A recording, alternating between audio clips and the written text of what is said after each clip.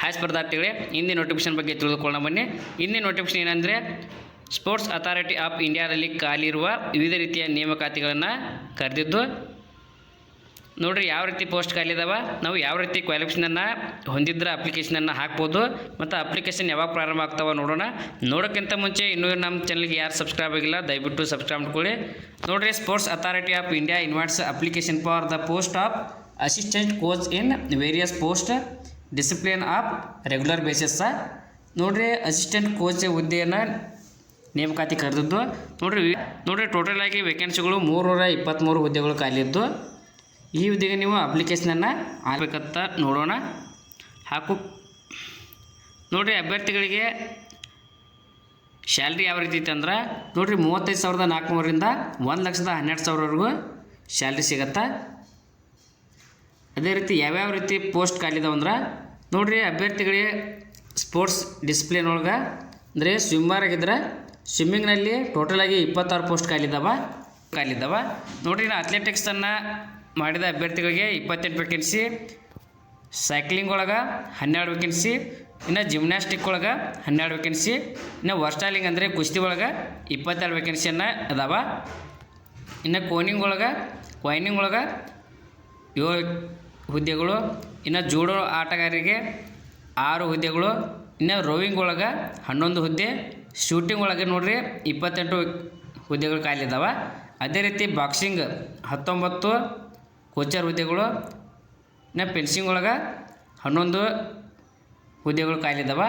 ಅದೇ ರೀತಿ ನೋಡೋದಾದರೆ ಇನ್ನು ವೇಟ್ ಲಿಫ್ಟಿಂಗ್ ಕೋಚರ್ಗಳಿಗೆ, ಇನ್ನು ಟಿಕೋ ಹೊಂಡ ಒಳಗೆ 11 ವೇಕೆನ್ಸಿ, ಆರ್ಚರಿ ಕೋಚರ್ಗೆ 12 ವೇಕೆನ್ಸಿ, ಇನ್ನು table tennis 14, ಬ್ಯಾಡ್ಮಿಂಟನ್ನ 16, tennis 8, basketball 12, volleyball 10, ಇನ್ನು ಫೀಲ್ಡ್ ಹಾಕಿ ಒಳಗೆ 13 ಅದಾವೆ, ಇನ್ನು ಫುಟ್ಬಾಲ 12, ಹ್ಯಾಂಡ್ಬಾಲ್ ಒಳಗೆ 6 ವೇಕೆನ್ಸಿ ಅದಾವೆ.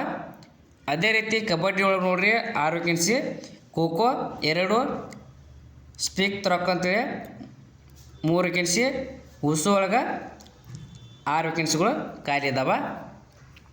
ಇನ್ನು ಟೋಟಲಾಗಿ ಕ್ಯಾಟಗರಿ ವೈಸ್ ನೋಡೋದಾದರೆ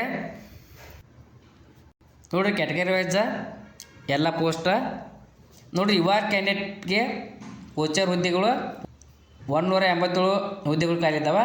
ಅದೇ ರೀತಿ OBC ಅಭ್ಯರ್ಥಿಗಳಿಗೆ 73 ವೇಕೆನ್ಸಿಗಳು ಖಾಲಿ ಇದ್ದಾವೆ. ಇನ್ನು SC ಅಭ್ಯರ್ಥಿಗಳಿಗೆ 32 ವೇಕೆನ್ಸಿ, ST ಅವರಿಗೆ 9, EWS ಅಭ್ಯರ್ಥಿಗಳಿಗೆ 29 ವೇಕೆನ್ಸಿ ಖಾಲಿ ಇದ್ದಾವೆ. ಅಂದರೆ ಟೋಟಲಾಗಿ ಸ್ಪೋರ್ಟ್ಸ್ ಅಥಾರಿಟಿ ಆಫ್ ಇಂಡಿಯಾದಲ್ಲಿ 323 ವೇಕೆನ್ಸಿಗಳು ಖಾಲಿ ಇದ್ದಾವೆ.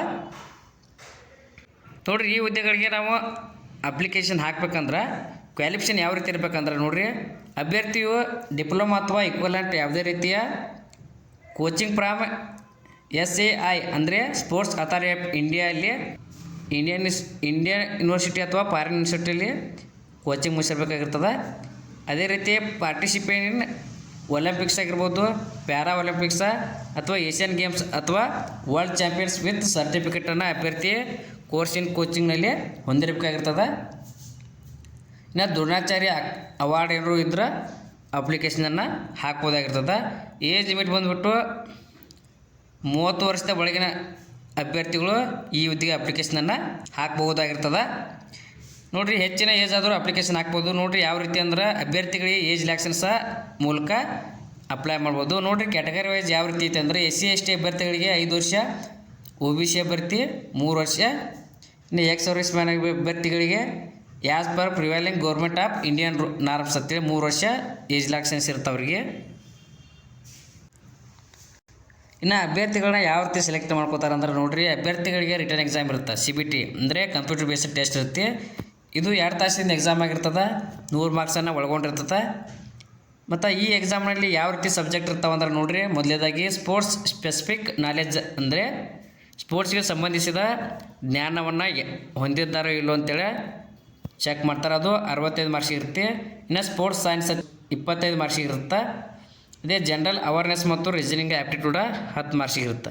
ಅಂದರೆ ಟೋಟಲ್ ಆಗಿದ್ದು 100 ಮಾರ್ಕ್ಸಿಂದ ಎಕ್ಸಾಮ ಆಗಿರ್ತದೆ ನೋಡಿರಿ. ಇನ್ನು ಅಭ್ಯರ್ಥಿಗಳಿಗೆ ಕೋಚಿಂಗ್ ಕೊಡುವ ಎಬಿಲಿಟಿ ಟೆಸ್ಟ್ ಕೂಡ ನಡೆಸ್ತಾರೆ. ಇನ್ನು ನೋಡಿರಿ, ಮೆರಿಟ್ ಲಿಸ್ಟ್ನಲ್ಲಿ ಇದು 60% ವೇಟೇಜನ್ನು ಹೊಂದಿರ್ತದೆ. ಅಂದರೆ ನೋಡಿರಿ ರಿಟರ್ನ್ ಎಕ್ಸಾಮ 40% ತೊಗೊಂಡ್ರೆ ಕೋಚಿಂಗ್ ಎಬಿಲಿಟಿ ಟೆಸ್ಟ್ನಲ್ಲಿ 60% ತೊಗೊಂಡು ಕ್ವಾಲಿಫೈ ಮಾಡ್ಕೋತಾರೆ. ನೋಡಿರಿ ಅಭ್ಯರ್ಥಿಗಳು ಆಫೀಷಿಯಲ್ ವೆಬ್ಸೈಟ್ಗೆ ಹೋಗಿ ಅಪ್ಲಿಕೇಶನನ್ನು ಹಾಕ್ಬೋದಾಗಿರ್ತದೆ. ನೋಡಿರಿ ಅಪ್ಲಿಕೇಶನ್ನ 1 ಫೆಬ್ರವರಿ 2026 ಅಪ್ಲಿಕೇಶನ್ ಪ್ರಾರಂಭವಾಗುವುದು ಮತ್ತು ಕೊನೆಯ ದಿನಾಂಕ ಬಂದುಬಿಟ್ಟು 15 ಫೆಬ್ರವರಿ 2026 ಕೊನೆಯ ದಿನಾಂಕ ಆಗಿರ್ತದೆ. ನೋಡಿರಿ ಟೋಟಲಾಗಿ ಅದು ಬರೀ 15 ದಿವಸ ಅವಕಾಶವನ್ನು ಕೊಟ್ಟಿರ್ತಾರೆ. ಅಷ್ಟರಲ್ಲಿ ನೀವು ಯಾರು ಅಭ್ಯರ್ಥಿಗಳಾಗಿರ್ತಾರಲ್ಲ ಅಪ್ಲಿಕೇಶನನ್ನು ಹಾಕ್ಬೋದಾಗಿರ್ತದೆ. ನೋಡಿರಿ any validity ID proof issued by the government of India, ಅಂದರೆ ಭಾರತ ಸರ್ಕಾರ ನೀಡಿದ ಯಾವುದೇ ರೀತಿಯ ವಯಸ್ಸಿಗೆ ಪ್ರೂಫನ್ನು ನೀಡಬೇಕು. ಇನ್ನು certificate are to support the SSL ಕ್ವಾಲಿಫಿಕೇಷನನ್ನು ಯಾರು ಹೊಂದಿರ್ತೀರಿ ಅದನ್ನು ನೀಡಬಹುದು. ನೋಡಿರಿ ನೀವು SC ST OBC ಅಥವಾ ಎಕ್ಸ್ ಸರ್ವಿಸ್ ಮ್ಯಾನ್ ಅಭ್ಯರ್ಥಿಗಳು ಅಥವಾ ಮತ್ತು EWS ಅಭ್ಯರ್ಥಿಗಳು ಅಥವಾ ಮೆರಿಟರಿ ಸ್ಪೋರ್ಟ್ಸ್ ಪರ್ಸನ್ ಅಥವಾ issued by completed authorities for available relaxations ಏನಾರ ಹೊಂದಿದ್ರೆ ನೀವು ಸರ್ಟಿಫಿಕೇಟನ್ನು ಹೊಂದಿರಬೇಕು. ಅದೇ ರೀತಿ certificate showing the period of contract with SI issued by competent authority ನೀಡಿದ್ರೆ ಆ ಸರ್ಟಿಫಿಕೇಟ್ ಕೂಡ ಇರಬೇಕಾಗಿರ್ತದೆ. ಈ ಹುದ್ದೆಗೆ ನಾವು ಅಪ್ಲಿಕೇಶನ್ ಹಾಕ್ಬೇಕಂದ್ರೆ ಅಪ್ಲಿಕೇಶನ್ ಫೀ ಯಾವ ರೀತಿ ಐತೆ ನೋಡಿರಿ. ಮೊದಲೇದಾಗಿ ನೋಡಿರಿ ಎಲ್ಲ ಉಳಿದ ಅಭ್ಯರ್ಥಿಗಳಿಗೆ ಅಂದರೆ ಕ್ಯಾಂಡಿಡೇಟ್ಸ್ ಬಿಲಾಂಗ್ ಟು ಅನ್ರಿಸರ್ವ್ಡ್ ಅಂದರೆ UR ಕ್ಯಾಂಡಿಡೇಟ EWS ಮತ್ತು OBC ಅಭ್ಯರ್ಥಿಗಳಿಗೆ 2,500 ರೂಪಾಯಿ ಅಪ್ಲಿಕೇಶನ್ ಫೀ ಆಗಿರ್ತದೆ. ಅದೇ ರೀತಿ SC ST X service man ಅಭ್ಯರ್ಥಿಗಳಿಗೆ 2,000 ರೂಪಾಯಿ ಅಪ್ಲಿಕೇಶನ್ ಫೀ ಆಗಿರ್ತದೆ. ನೀವು ಇದನ್ನು ಆನ್ಲೈನ್ ಮೂಲಕ ಪೇಡ್ ಮಾಡಬೇಕಾಗಿರ್ತದೆ. ನೋಡಿರಿ ಒಮ್ಮೆ ಪೇಡ್ ಮಾಡಿದ ಅಮೌಂಟ ಯಾವುದೇ ರೀತಿ ರಿಫಂಡ್ ಆಗೋದಿಲ್ಲ. ಇನ್ನು ವುಮೆನ್ ಕ್ಯಾಂಡಿಡೇಟ್ಗಳಿಗೆ ಯಾವ ರೀತಿ ಐತೆ ಅಂದರೆ ನೋಡಿರಿ ಇದು 2,000 ರೂಪಾಯಿ ಅಪ್ಲಿಕೇಶನ್ ಫೀ ಆಗಿರ್ತದೆ.